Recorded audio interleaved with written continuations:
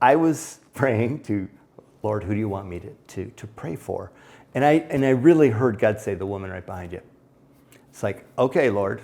And so I turned around and said to this lady, hi, I just feel like God just spoke to me and said I should pray for you for healing.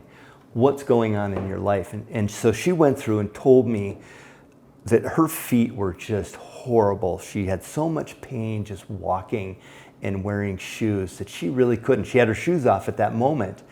And I said, okay, do you mind if I just put my hands on you and we'll pray that God, really works in this moment. So, the one thing that's incredible about Encounters, they really give you a plan how to pray for people, right? So it isn't Dave making up his own ideas, though I can use some of those things. They give you a nice formation to help you with those kinds of moments, right? So I work into the Encounter prayer of healing using a command prayer to pray for this pain to be gone from her body and the ligaments and muscles, everything to be restored.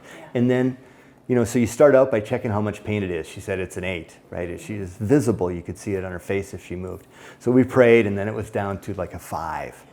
And then, so he said, well, let's pray a little bit more. And so we prayed more, and she's like, Dave, I can't feel any pain now. And so then one of the things that Encounter teaches us to test it out, right? Yeah. Let's see. Let's take it for a test drive, right?